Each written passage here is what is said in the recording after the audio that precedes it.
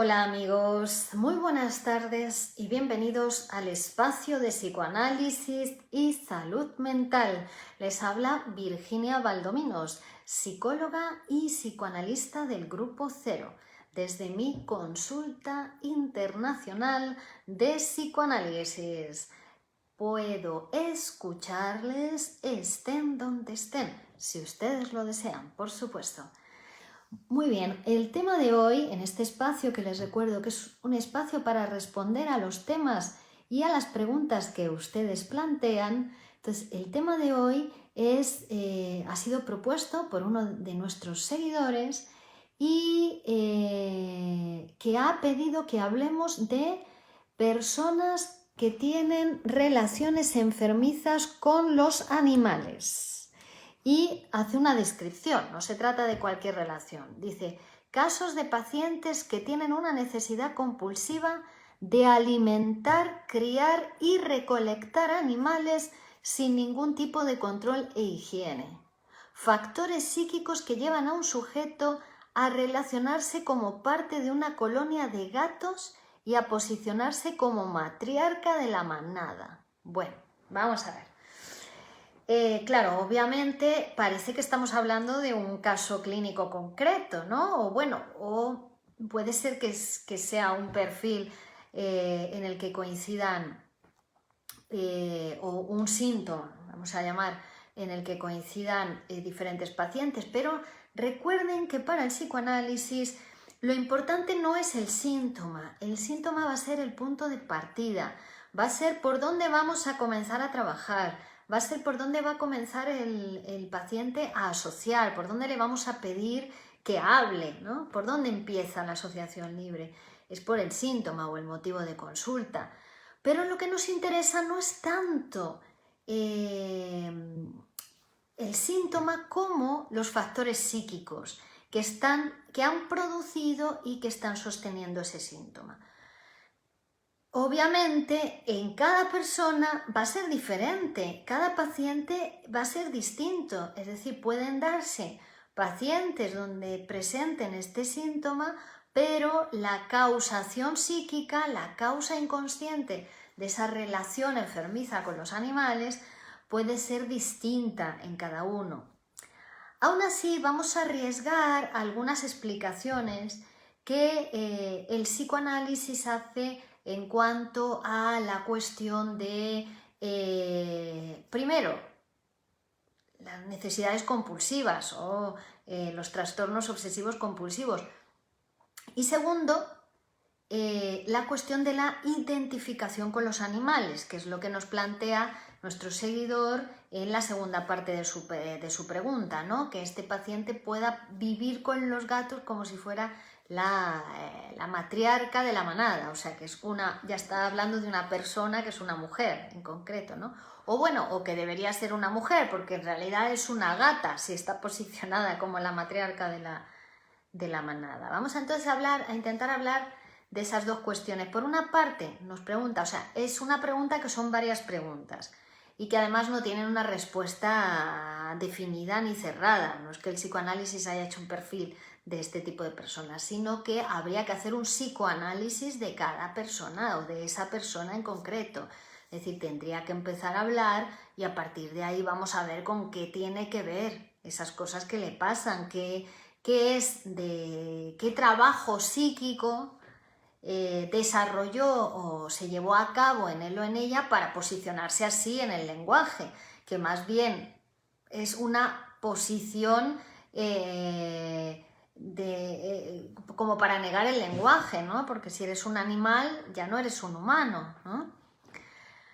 Pero vamos a ver, en psicoanálisis, el doctor Sigmund Freud nos explica en una ocasión, en un texto, cómo en el niño es muy fácil identificarse, por ejemplo, con su gatito, ¿no?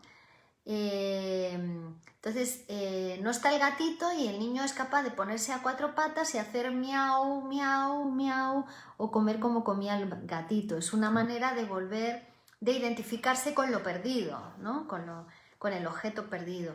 La identificación es un mecanismo propio del aparato psíquico y del ser humano Y el ser humano es capaz de identificarse con cualquier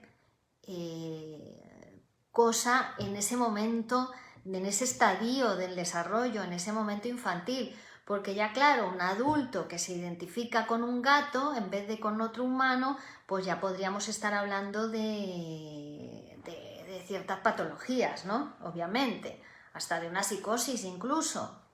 ¿Por qué? Porque hay un momento del desarrollo psíquico que es lo que vamos a llamar la identificación primordial, ¿no? Es ese momento del desarrollo en la infancia donde el niño se identifica con otro humano. Es decir, no soy un balde, no soy un objeto, soy un humano. Y para eso tiene que haber una identificación con un otro semejante, con un otro del lenguaje. Es a través de la palabra, ¿no? Es identificarte con el otro en el sentido de que los dos son sujetos del lenguaje, sujetos hablantes, son humanos, ¿no?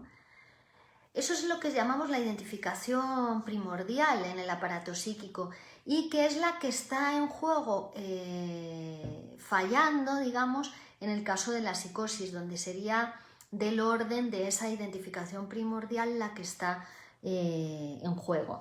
Después va a haber otra identificación, esa es no sexuada, es ¿soy humano o, no, o qué soy? ¿No? Sería la pregunta. Porque después, más adelante, va a haber otra identificación que ya tiene que ver con la sexualidad. ¿Soy un hombre o soy una mujer? Ya he aceptado que soy un humano, pero ¿ahora qué soy? ¿Soy un hombre o soy una mujer? ¿No? Y en el ser humano, en la constitución del aparato psíquico, se van a dar esas identificaciones. De hecho, hay un momento donde se identifica con el hombre y otro momento que se identifica con la mujer. Y así vamos construyendo nuestra masculinidad y nuestra feminidad en el aparato psíquico. Pero antes hemos tenido que aceptarnos como humanos, como sujetos del lenguaje, como sujetos hablantes, diferentes a los animales, ¿no? Entonces, esto forma parte del proceso de constitución del aparato psíquico normal. Como decimos, hay un momento en la infancia que incluso los niños se encuentran más cercanos de los animales que de los adultos. A los adultos no los entienden para nada, claro, tanta censura en el adulto, tanta represión, mientras que el niño está en un momento de todavía no se han instalado los diques a la sexualidad o están en camino o por lo menos no está tan censurado como el adulto, su sexualidad infantil.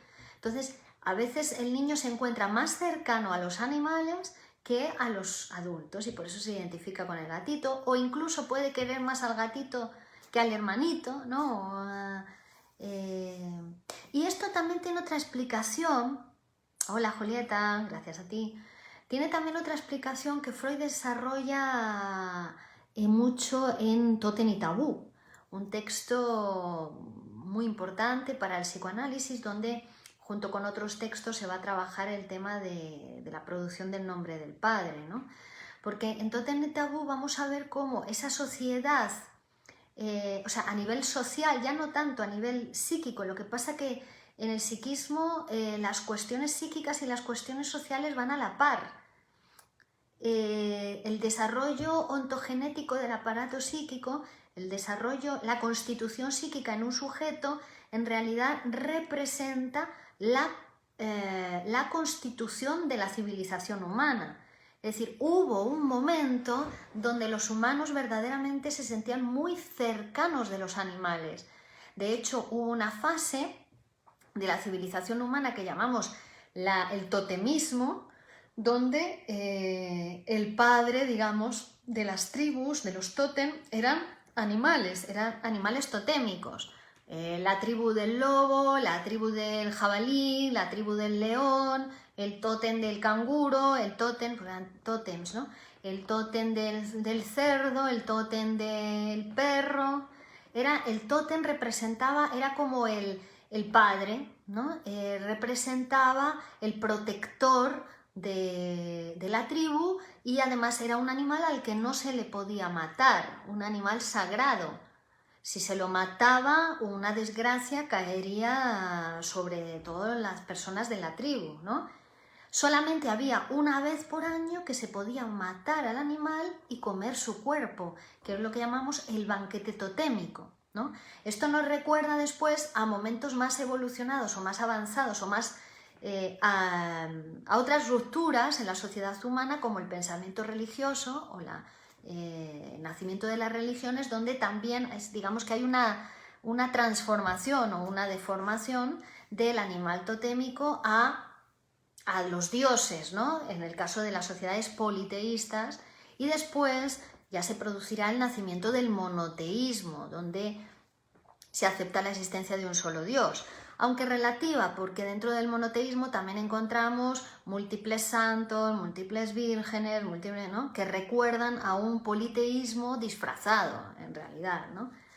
Es decir, que la sociedad, la civilización humana ha ido avanzando y ha ido construyéndose por saltos, por rupturas, su pensamiento ha ido transformándose y en ese proceso de constitución filogenética, ¿no?, ha pasado de lo que es ese animal totémico, el padre, ha pasado después a ser representado por dioses o el nacimiento del nombre del padre, que es una cuestión simbólica, ¿no?, que va a estar presente en el aparato psíquico. Por eso también, en el caso de algunas patologías, como por ejemplo las fobias, donde realmente lo que se ve en un psicoanálisis, y ahí les remito a casos tan importantes como son, por ejemplo, el caso Juanito, la fobia de un niño de 5 años, cómo lo que se produce es una metáfora, un desplazamiento y una metáfora, en el sentido de que el niño, o sea, el síntoma que es la fobia a los caballos, el miedo a los caballos, en realidad va a ser una sustitución de otro miedo que el niño tiene, pero es el miedo al padre, ¿no? El miedo al padre deformado, transferido, con todas las fantasías de la sexualidad infantil, además. Es decir, que tiene un motivo para tener miedo al padre, porque el niño de 5 años también desea a la madre y el padre es un competidor por el amor de la madre. Pero claro, si tiene miedo al padre, al que también ama, que su padre le protege, su padre es alguien querido para él, es mucho más conflictivo que si desplaza ese miedo a los caballos, ¿no?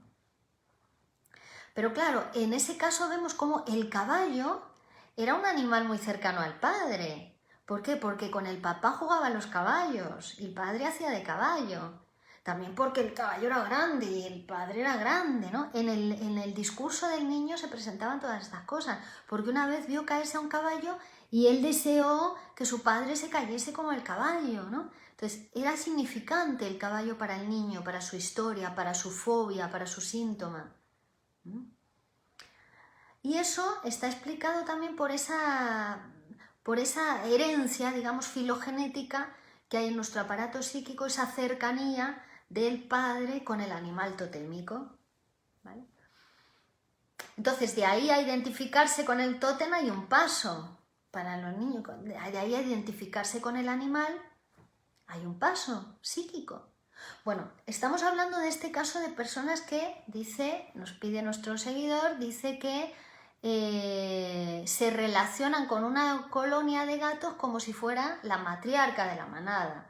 Bueno, pues ahí hay una cuestión psíquica de este tipo, de identificación, ¿no? Que seguramente que los vecinos le ven y dicen, está loca, ¿no? ¿Por qué? Porque hemos dicho que tiene que ver con esa identificación primordial. O te identificas a la especie humana, ¿eres humano o qué eres?, ¿no? El humano habla. Luego también hay que decir que desde el punto de vista psíquico, la relación con otros seres humanos conlleva un mayor trabajo, porque los otros humanos hablan, te contestan, te contradicen, te dicen, ¿no? Y los animales no hablan. Esa es la diferencia entre los humanos y los animales, ¿no? Esto hace que, bueno, pues algunos,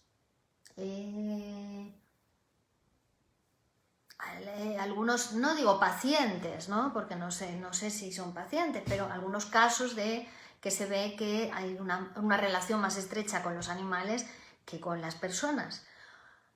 Pero también hay que decir que es que los seres humanos pueden amar cualquier cosa, pueden amar personas, pueden amar animales, pueden amar causas, pueden amar valores, pueden amar objetos. Hay personas que están enamoradas de su coche, o de su casa, o del dinero, ¿no? Es decir, la libido del sujeto puede rodear cualquier objeto. No existe el objeto, es un agujero, es el objeto A, es el objeto perdido y cualquier objeto puede caer ahí en el lugar del objeto A. Entonces se puede amar y se puede desear cualquier cosa. El ser humano tiene esa capacidad y esa posibilidad. Que sea más o menos saludable amar a personas o amar animales, o que se pueda sumar, puedes amar a personas y tener mascotas. ¿Que es equiparable el amor a los seres humanos y el amor a los animales? Pues obviamente no, ¿no? La civilización humana requiere que haya un amor hacia los semejantes, ¿no? Y que se cuide la vida de los semejantes y que se pueda cuidar más a los semejantes, pero eso es lo que diría la cuestión de la civilización humana, ¿no? Aún así, el ser humano siempre ha tenido animales domésticos, ha domesticado, se ha considerado digamos, una especie superior a cualquier otra de las especies y ha domesticado y ha dominado a las otras especies animales para ponerle siempre a jugar a su favor el ser humano, ¿no? A trabajar para él, digamos, o a utilizarlo de animales de compañía, ¿no? Entonces, claro, llega el psicoanálisis también y le dice al ser humano, establece... bueno, antes del psicoanálisis incluso ya Darwin produce una herida narcisística en el ser humano cuando le dice, mire, no somos el centro de la creación, sino que somos un eslabón de la cadena de evolución de las especies, ¿no? Pero el ser humano siempre se ha pensado también el centro de la creación, superior a cualquiera de las otras especies animales. Lo que está claro es que a los seres humanos nos diferencia de los animales el que hablamos, ¿no? Más allá de cualquier valoración ética o moral con respecto de si es más ético o moral amar. Vamos a quedarnos con la ética, que es más saludable, ¿no? Amar a animales o a personas, sabiendo que son posibilidades humanas ambas, pero lo que sí es cierto es que los seres humanos hablamos y nos diferenciamos de las otras especies animales en que hablamos. Y precisamente ese es nuestro personal y principal conflicto para los seres humanos, que hablamos, que vivimos entre otros, que necesitamos de los demás, que necesitamos de los otros sujetos humanos. Porque claro, también vivir como matriarca de una manada de gatos y pretender no vivir entre otros humanos, eso sí sería problemático, porque necesitas de los humanos hasta desde que enciendes la luz de tu casa para todo, para trabajar, para todo, para vivir, necesitamos de los otros seres humanos, ¿no? Somos semejantes pero diferentes, vivimos entre otros. Entonces, claro, también sería una negación, una fuerte negación de la realidad. Por otra parte, también nos preguntaba sobre la necesidad compulsiva de alimentar, criar y recolectar animales sin ningún tipo de control e higiene. Bueno, eso casi sería un Diógenes para los animales, ¿no? Acumular, acumular, acumular, pero ¿qué hay detrás de eso? No se puede saber hasta que el paciente no hable. La cuestión de la acumulación tiene que ver con la analidad, además dice sin ningún tipo de control e higiene, es decir, debe tener que ver con la sexualidad infantil anal, ¿no? Porque ese carácter de la personalidad que tiende hacia la limpieza o lo contrario, la falta de higiene tiene que ver con ese desarrollo de la pulsión sexual anal, ese momento donde el niño aprende el control de esfínteres, a retener y a expulsar, ¿no? Entonces hay también acumular de esa manera compulsiva. De hecho, el trastorno obsesivo-compulsivo tiene que ver, hay una regresión de la libido a la fase anal. Entonces, por lo que dices, esa acumulación por una parte y la falta de control de higiene tendría que ver con ese erotismo anal. Pero insisto en que estas cuestiones, estas generalizaciones que estamos haciendo, bueno, las estamos haciendo para poder responder, pero parece más un caso clínico que habría que someter a análisis. Y ese paciente, al hablar, iríamos viendo cómo se van poniendo en juego en su discurso todas estas cuestiones, porque seguramente en ese proceso analítico además se iría constituyendo como el sujeto psíquico que puede llegar a ser, ¿no? El psicoanálisis va a permitir, en todo caso, si una persona, digamos, ha regresado a ese momento de la identificación primordial o ha regresado a ese momento del erotismo anal, ¿no? ¿Frente a qué? Porque ¿por qué se produce la regresión? La regresión se produce precisamente en esa constitución psíquica, en ese proceso, en ese desarrollo ontogenético de lo psíquico en el sujeto, que lo psíquico tiene que llegar hasta la diferencia sexual, ¿no? La diferencia sexual, es decir, no solamente somos humanos, sino que también hay hombres y mujeres, y en mí hay un hombre y hay una mujer, y eso es necesario porque la especie humana nos reproducimos por sexuación. ¿Y por qué nos reproducimos por sexuación? Porque somos una especie animal, sí, una especie animal que necesita un macho y una hembra para reproducirse, porque somos mortales. Pero además somos la única especie que sabe de su mortalidad. ¿Por qué? Porque hablamos. Es decir, es toda una complejidad, la de lo psíquico, que se suma a nuestra biología, de hecho que pervierte nuestra biología, que atraviesa nuestra biología y que nos hace tan sutiles a los seres humanos, nos hace dobles y partidos, nos hace que tengamos psiquismo, que tengamos inconsciente y que tengamos conciencia, y que nos relacionemos. ¿El inconsciente qué es? Que nos relacionamos con el lenguaje, y que es el lenguaje el que es nuestra posición en el lenguaje la que va a mediatizar toda nuestra realidad, que en realidad es la realidad psíquica, que lo que cada uno ve de la realidad es su realidad psíquica, y eso está mediado por su posición en el lenguaje, por su estructura psíquica, ¿no? Entonces, va a ser fundamental conocer esa posición en el lenguaje, no se puede, y que cada uno va a estar posicionado de una manera diferente. Eso precisamente es el Edipo y sus dificultades, ¿no? Y cómo cada uno se posiciona frente al complejo de Edipo que llamamos complejo de Edipo, pero empezaría en el estadio del espejo, cuando el sujeto tiene que constituir su propio cuerpo, ¿no? Mirándose al espejo o mirándose en otro humano, y ahí constituye su corporalidad, igual que una paloma lo hace mirando a otra paloma. Pues el ser humano también tiene esa cuestión de formación de su propia imagen en el estadio del espejo, que va a ser fundamental construir ese cuerpo imaginario en el que luego se va a instalar el lenguaje que ya tiene que ver con lo simbólico, que ya tiene que ver con el complejo de Edipo propiamente dicho, y sobre todo con el complejo de castración. No hay nada en el sujeto psíquico si no hubo castración. Y castración es separación del otro. Es separación del otro para que haya otros. Es separación del lenguaje de la cosa, de la palabra de la cosa. Es la aparición en el mundo psíquico del universo simbólico, del pensamiento simbólico, del nombre del Padre. Bueno, entonces va a ser fundamental. En todo caso, este tipo de casos, que no sé si son muy generalizados o no, de este tipo de personas, lo que se le puede recomendar sin duda es psicoanálisis.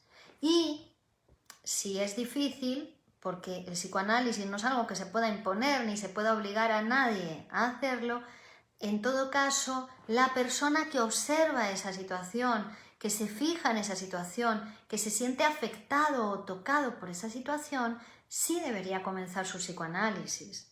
porque ya va a poder escuchar de otra manera o abordar de otra manera o posicionarse de otra manera frente a eso.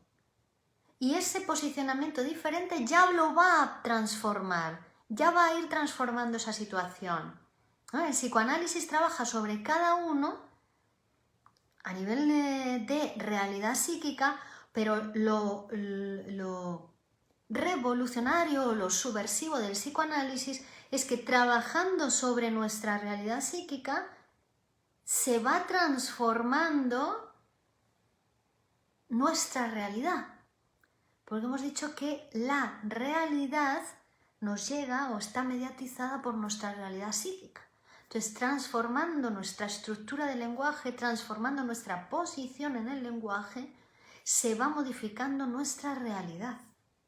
Nos vamos transformando nosotros y nuestra posición con respecto a los otros, con respecto a nuestras relaciones, con respecto a cómo leemos los fenómenos que nos rodean, con respecto al trabajo, con respecto a la familia, etcétera, etcétera. Así que les recomendamos pues comenzar un proceso psicoanalítico. Virginia Baldominos, psicóloga y psicoanalista del Grupo Cero, estoy a su disposición a través de la conducta y la consulta internacional de psicoanálisis, una conducta disciplinada con respecto a la formación psicoanalítica y a la constitución del sujeto psíquico y el sujeto del inconsciente. Muchas gracias a todos. Seguiremos el próximo lunes en el espacio de psicoanálisis y salud mental. Revisen el listado de temas que vamos a tratar próximamente y que encontrarán en la descripción del vídeo. Y si desean más información pueden visitar la página web www.virginiabaldominos.com. Muchas gracias. Continuamos la próxima.